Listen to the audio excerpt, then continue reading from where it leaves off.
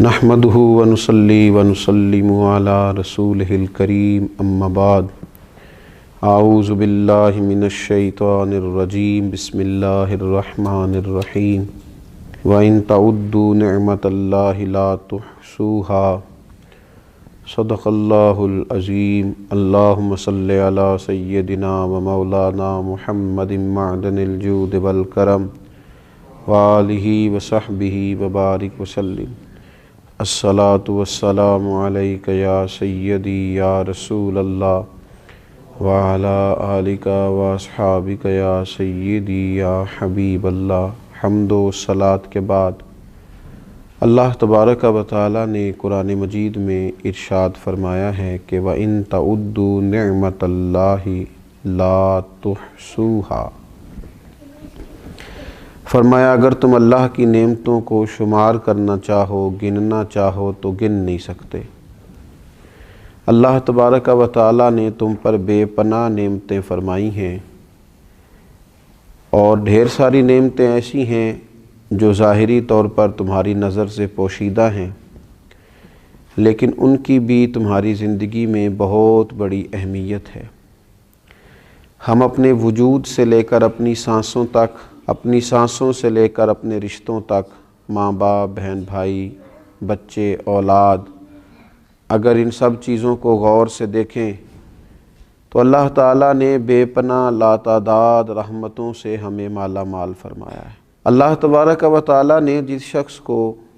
شعور کی آنکھ کھولنے کی توفیق دی ہے، خیر اور شر میں فرق کی تمیز بخشی ہے، تو اسے بھی اللہ تعالیٰ نے بہت بڑی نعمت عطا فرمائی۔ مالک کریم نے جس شخص کے اعضاء کو سلامت رکھا ہے، اس کی آنکھیں دیکھتی ہیں، اس کے کان سنتے ہیں، اس کے پیر چلتے ہیں، اس کی زبان بولتی ہے، اس کے ہاتھ اپنی بساط کے مطابق کام کرتے ہیں، تو یہ رب کریم کی بہت بڑی نعمتیں اس کے ساتھ شامل ہیں۔ اور پھر اگر اللہ تبارک و تعالیٰ نے اسے دین کی کچھ سمجھ عطا فرمائی ہے، سجدے کا موقع دیا ہے، عبادت کرنے کی توفیق عطا فرمائی ہے، وہ روزہ رکھ لیتا ہے، اللہ کی بارگاہ میں قیام کر کے کھڑا ہو جاتا ہے، سجدے کی صورت میں اپنے رب کے حضور جھک جاتا ہے، تو یہ بہت بڑی نعمت ہے۔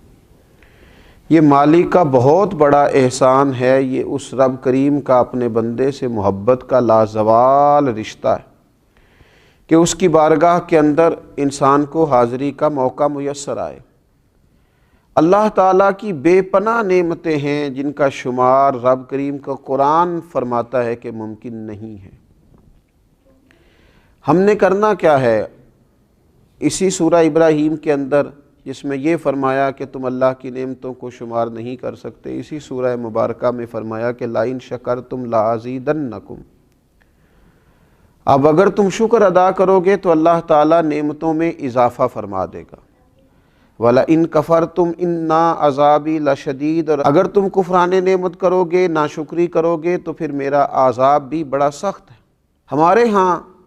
ڈھیر سارے لوگ ایسے ہیں جن کی طبیعت کے اندر شکوے پیدا ہو گئے، ان کے پاس جو ہزاروں لاکھوں نعمتیں موجود تھیں، ان کے شکر کی طرف تو کبھی ان کی طبیعت نہ جا سکی، لیکن ایک جو چیز ان کے پاس موجود نہ تھی اس کے لیے وہ تڑپتے رہے۔ وہ جو چیزیں ظاہری طور پر اور وقتی طور پر ان کو میسر نہ تھیں، اور ہو سکتا ہے اللہ تعالیٰ کی حکمت کا تقاضا ہو کہ وہ چیزیں ان کے لیے بہتر بھی نہ ہوں، لیکن ان چیزوں کے نہ ہونے کی وجہ سے انہوں نے اپنے مزاج میں شکوہ پیدا کر دی۔ اس کا سب سے پہلا نقصان تو انہیں یہ ہوا کہ ان کے مزاج میں جیسے ہی شکوہ آیا، ناشکری پیدا ہوئی، اور جو وہ نعمتیں اللہ نے انہیں دی تھی جنہیں گن نہیں سکتا تھا، ان نعمتوں کے بارے میں اس نے ناشکری کا اظہار کیا، تو یہ اتنی بڑی انہوں نے اپنے لیے روحانی تکلیف قائم کر لی کہ جس کا شمار نہیں کیا جا سکتا۔ اور پھر جیسے جیسے انسان شکوہ کرتا جاتا ہے، جیسے جیسے وہ شکایت کرتا جاتا ہے، جیسے جیسے وہ حرص ہوس میں مبتلا ہوتا جاتا ہے، اس کا دل بے چین ہوتا جاتا ہے۔ شکر کا مزاج سکون پیدا کرتا ہے، اور شکوے کا مزاج انسان کے دل میں بے چینی اور بے قراری پیدا کرتا ہے۔ شکر کا جو مزاج ہوتا ہے وہ انسان کو یہ احساس دلاتا ہے کہ اللہ تعالیٰ نے اسے بہت سارے اپنے بندوں میں سے اس پر اپنی خاص نظر عنایت فرمائی ہوئی ہے۔ اور یہ جو شکوے کا مزاج ہوتا ہے یہ احساس کمتری میں مبتلا کر دیتا ہے۔ انسان یہ سوچتا ہے فلاں کے پاس بڑا کچھ ہے، میرے پاس تو ہے ہی کچھ نہیں، فلاں دیکھو کہاں پہنچ گیا اور میں وہیں کا وہیں رہ گیا۔ یہ جو مزاج ہے ناشکری کا، کفران نعمت کا، یہ انسان کے دل میں کھٹکتا ہے، بے چین کرتا ہے، لوگوں کے بیچ اپنے آپ کو چھوٹا محسوس کرتا ہے، زندگی کمزوری والی جینے لگ جاتا ہے، حقارت کے ساتھ اپنا وقت گزارتا ہے۔ میرے رسول پاک صلی اللہ تعالیٰ علیہ وآلہ وسلم ہماری اس خوبصورتی کے ساتھ تربیت فرماتے ہیں کہ جو بالکل عین ہمارے شعور کے قریب بات چلی جاتی ہے۔ حضور علیہ السلام نے ارشاد فرمایا، جب تم میں سے کوئی شخص اللہ تعالیٰ کی نعمت کی قدر کرنا چاہے، اپنے اوپر اللہ تعالیٰ کی نعمتوں کا احساس پیدا کرنا چاہے، تو وہ اپنے سے کم درجے کے شخص کو دیکھے، وہ محسوس کرے کہ میری صحت بالکل ٹھیک ہے اور دیکھو فلاں آدمی خدا کی حکمت کے ساتھ اس کے اعضاء پورے نہیں ہیں، کسی کی نظر موجود نہیں ہے، کوئی اپنے قدموں پر صحیح طرح سے چل نہیں پا رہا، کوئی بیچارہ ذہنی طور پر اعصابی طور پر کمزور ہے۔ کبھی پلٹ کر ان لوگوں کو بھی تو دیکھے جن کا قد بہت اونچا ہے، چہرہ بہت خوبصورت ہے اور ان کا وجود بڑا طاقتور ہے، لیکن ان کی پشت پر کپڑے پہ لکھا ہوا ہے کہ اس شخص کا ذہنی توازن ٹھیک نہیں ہے۔ اگر کسی شخص کو مل جائے تو فلاں ایڈریس پر، فلاں پتے پر اس کو پہنچا دیا جائے۔ تو یہ ساری چیزیں اگر زندگی میں سوچی جائیں تو نبی پاک علیہ السلام ہمیں فرماتے ہیں کہ تم اس شخص کو دیکھو جس کو بظاہر اللہ تبارک و تعالیٰ نے تم سے کم چیزیں عطا کی ہیں، اس کو جب دیکھو گے تو مقام شکر پیدا ہوگا، طبیعت کے اندر تمہارے نعمتوں کی قدر پیدا ہوگی، اپنے رب کے ساتھ تمہاری دلچسپیاں بڑھیں گی۔ اور حضور علیہ السلام ارشاد فرماتے ہیں اس شخص کو چاہیے کہ وہ اپنے سے بڑے درجے کے آدمی کو کبھی نہ دیکھے، وہ اس طرف توجہ کبھی نہ کرے کہ دیکھو یہ آدمی کہاں پہنچ گیا ہے، میں کہاں رہ گیا ہوں، اس کے پاس کتنا مال آ گیا، کتنی دولت آ گئی، اقتدار آ گیا، فلاں چیز آ گئی۔ ان چیزوں میں جتنا زیادہ الجھتا جائے گا مزاج میں ناشکری پیدا ہوگی، طبیعت میں تکلیف آئے گی، اعصاب شکن تک چیزیں پیدا ہو جائیں گی، اس کا دل بے چین رہے گا، طبیعت بے قرار رہے گی۔ تو جو اللہ نے دیا ہے اس پر جو لوگ خوش رہتے ہیں، سادہ معنی یہ ہے کہ دنیا میں خوش وہ ہے جو اپنے نصیب سے خوش ہے، دنیا میں خوش وہ ہے جو اپنے رب کی عطا پہ خوش ہے، دنیا میں خوش وہ ہے جس کو اللہ تعالیٰ نے جہاں کھڑا کیا ہے وہاں وہ پورے ذوق شوق سے کھڑا ہو گیا، وہ آدمی دنیا میں بڑا خوش ہے۔ تو اپنی زندگی میں جب مزاج شکر پیدا کیا جائے، آپ دیکھیے انبیاء کرام علیہم السلام کے شکر کرنے کا کیا انداز ہے، وہ کس طرح شکر ادا کرتے ہیں۔ حضرت سیدنا داؤد علیہ السلام اپنے رب کریم کی بارگاہ میں عرض کرتے ہیں، کہتے ہیں اے اللہ میں تیرا شکر کیسے ادا کروں، تو مجھ پر نعمت کرتا ہے، میں اس کا شکر ادا کرتا ہوں تو ایک نعمت اور فرما دیتا ہے، میں اس کا شکر ادا کرتا ہوں تو اور نعمت ادا کر دیتا ہے۔ مالک تیری نعمت پر نعمت، فضل پر فضل، عطا پر عطا، کرم پر کرم ہوتا جاتا ہے، تو میں تو ڈھونڈتا رہتا ہوں کس نعمت کا شکر ادا کروں۔ حضرت داؤد نے جب یہ بات کی تو رب کریم نے فرمایا داؤد اب تم اپنے رب کو پہچان گئے ہو، اب تم نے اپنے مالک کا شکر ادا کیا ہے۔ حضرت موسیٰ علیہ السلام اپنے رب کریم کی بارگاہ میں عرض کرتے ہیں اے رب میں تیرا شکر کیسے ادا کروں جبکہ تیری سب سے چھوٹی نعمت جو میرے اوپر ہے